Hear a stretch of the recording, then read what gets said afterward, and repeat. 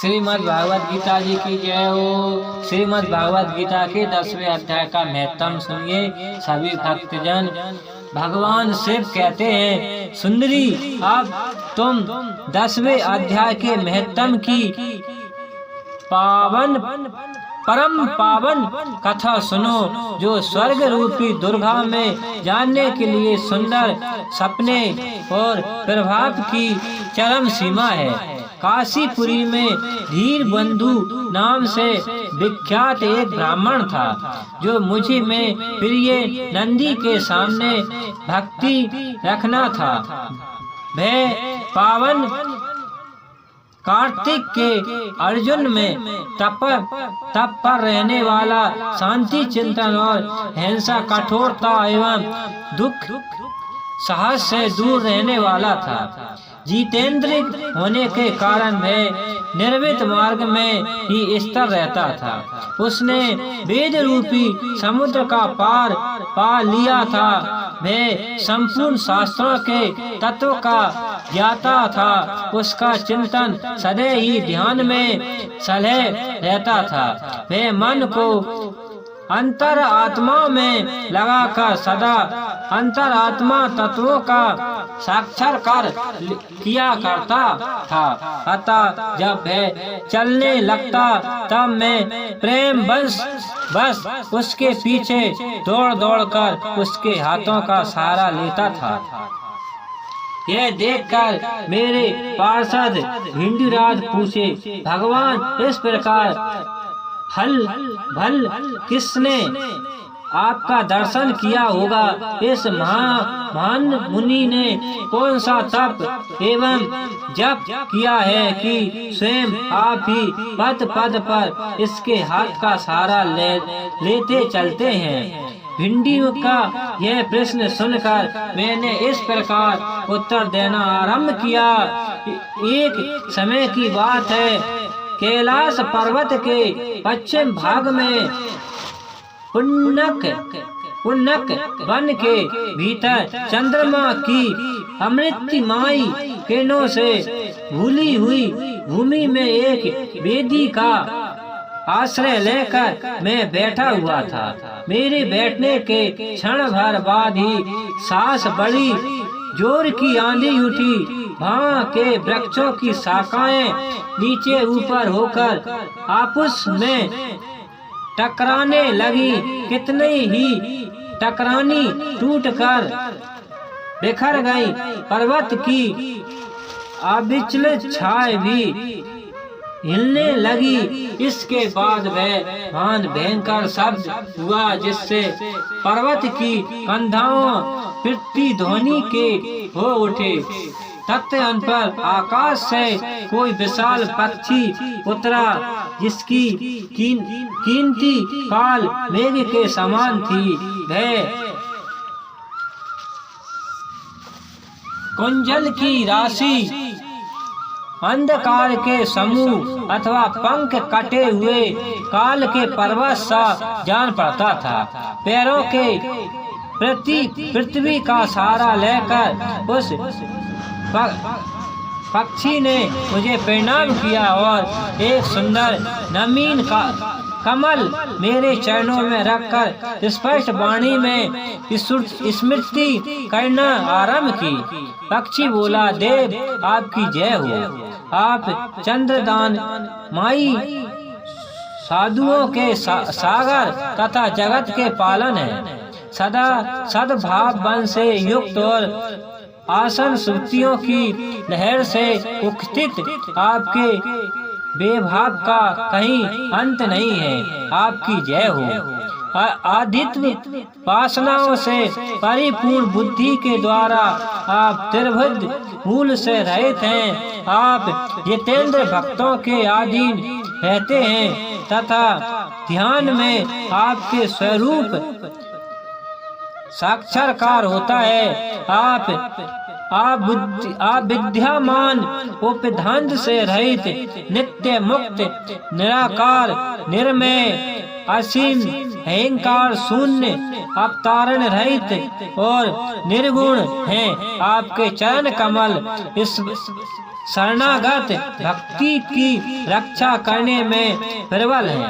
अपने भयंकर लटा रूपी महेशवती विष जल से अपने कामदेव को भस्म किया है। आपकी जय हो। आप प्रत्यक्ष आदि परिणामों से दूर होते हुए भी परिणाम स्वरूप हैं। आपको बारंबार नमस्कार है। चिंतन के सब स्वामी और त्रिभुवन रूपी धारी आपकी परिणाम है। मैं श्रेष्ठ योगियों द्वारा चुंबक आपके उन चरण कमलों को वंदना करता हूँ जो अपार भाग पाप के समुद्र से पार उतरने में अद्भुत शक्तिशील है। महादेव साक्षात बृहस्पति भी आपकी स्तुति करने की साक्षात नहीं कर सकते। मुख वाले नागराज शेष में भी इतनी चतुराई नहीं है कि वे आपके गुणों का वर्णन कर सके।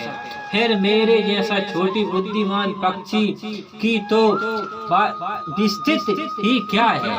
उस पक्षी के द्वारा किए हुए इस तत्वों को सुनकर मैंने उससे पूछा, विद्वित तुम कौन हो और कहां से आए हो? तुम्हारी आकृति तो हंस जैसी है मगर रंग कोयल का मिला है। तुम किस प्रयोजन को लेकर आए हो उसे बताओ। पक्षी बोले, देव सा मुझे ब्रह्मा जी का हंस जानिए। ध्रुज जिस कर्म से मेरे शरीर में इस समय कालिका आ गई है उसे सुनिए। प्रभु यपि आप सर्वज्ञ हैं अतः आपसे कोई भी बात छिपी नहीं है। तथापि यदि आप पूछते हैं तो बतलाता हूँ। सौराष्ट्र सूरत नगर के पास एक सुंदर सरोवर है जिसमें कमल लहलाते हुए रहते हैं। उसी में से बाल चंद्रमा के टुकड़े जैसे सिर्फ मृगण लेके ग्रेस लेकर मैं बड़ी तीव्र गति से आकाश में उड़ रहा था। उड़ते उड़ते सांस भांसे पृथ्वी पर गिर पड़ा। जब होश में आया और अपने गिरने का कोई कारण न देख सका तो मन ही मन सोचने लगा, अहो है मुझ पर क्या आ पड़ा है। आज मेरा पतन कैसे हो गया। पक्का हुआ कपूर के सामने मेरे स्मृत शरीर में यह कालिका कैसे आ गई है। इस प्रकार विस्मित होकर मैं अभी विचार कर रहा हूँ कि उस पोखरे के कमलों में से मुझे ऐसी वाणी सुना दीजिए। हंस उड़ते मैं तुम्हारे गिरने और काले होने का कारण बताता हूँ। तब मैं उतरकर सरोवर के बीच में गया और वह 5 कमलों से युक्त एक सुंदर कलैनियों को देखा। उसको प्रणाम करके मैंने प्रदक्षिणों की ओर अपने पतन का सार कारण पूछा। कलैनी बोली, कल हंस तुम आकाश मार्ग से मुझे लहगा कर गए हो। उसी पातक के परिणाम वंश तुम्हें पृथ्वी पर गिरना पड़ा है तथा उसी के कारण तुम्हारा शरीर में कालिका दिखाई देती है। तुम गिर देखो, मेरे हृदय में दया भर आई है और जब मैं इस माध्यम कमल के द्वारा बोलने लगी हूँ उस समय मेरे मुख से निकली हुई सुगंधों को सूंघकर 60,000 भावरों स्वर्ग लोक को प्राप्त हो गए हैं। पक्षीराज, जिस कारण मुझे में इतना वैभव, ऐसा प्रभाव आया है, उसे बतलाती हूँ, सुनो। इस जन्म से पहले तीसरे जन्म में इस पृथ्वी पर एक ब्राह्मणी की कन्या के रूप में उत्पन्न हुई थी। उस समय मेरा नाम सूरज वंदना था। मैं गुरु जी की सेवा करती हुई सदा एकमात्र पवित्र व्रत के पालन में तत्पर रहती थी। एक दिन की बात है, मैं एक मोनिका को पढ़ रही थी। इसी से पति सेवा में कुछ विलोपन हो गया। इससे पति देवता कुपित हो गए और उन्होंने श्राप दिया, पापनी तू कौन हो, मेनू हो जा। मरने के बाद यपि मैं मेनू हो हुई। तत्पश्चात पति देव व्रत के प्रसाद से मुनियों के ही घर में मुझे आश्रय मिला। किसी मुनि कन्या ने मेरा पालन पोषण किया। मैं जिसके घर में थी वो ब्राह्मण प्रतिदिन प्रत्येकाल विभूतियों योग्य नाम से प्रसिद्ध गीता के 10वें अध्याय का पाठ करता था और मैं उस पाप हरी आत्मा को सुन करती थी। भ्रमित काल आने पर मैं मोनिका शरीर छोड़कर 10वें अध्याय के महत्व से स्वर्ग लोक में अप्सरा हुई। मेरा नाम पद्मावती हुआ और मैं पद्मावती प्यारी सखी हो गई। एक दिन मैं विमान से आकाश में विचर रही थी। उस समय सुंदर कमलों से शोभित इस रणमी सरोवर पर मेरी दृष्टि पड़ी और इसमें उतरकर ज्यादा ही मैंने जल क्रीड़ित आरंभ किया। त्याग ही दूसरे मुनि धूम के उन्होंने वस्त्रहीन अवस्था में मुझे देख लिया। उनके भय से मैंने स्वयं ही एक कमलिनी का रूप धारण कर लिया। मेरा दोनों पैर 2 कमल हुए, दोनों हाथ भी 2 कमल हो गए और शेष आंकड़ों के साथ मेरा मुख भी एक कमल हुआ। इस प्रकार मैं 5 कमलों से युक्त हुई हूँ। मुनिवर दुर्वासा ने मुझे देखा। उनके नेत्र क्रोधित से जल रहे थे। मैं बोली, पापनी तू इस रूप में 100 वर्ष तक पड़ी रहेगी। यह श्राप देकर वे क्षण भर में अंतर्ध्यान हो गए। कालिनी होने पर भी विस्मित योगी अध्यक्ष आत्मा के हेतम से मेरी वाणी लुप्त नहीं हुई है। मुझे लोग नेमित्र के अपराध से तुम पृथ्वी पर गिरी हो।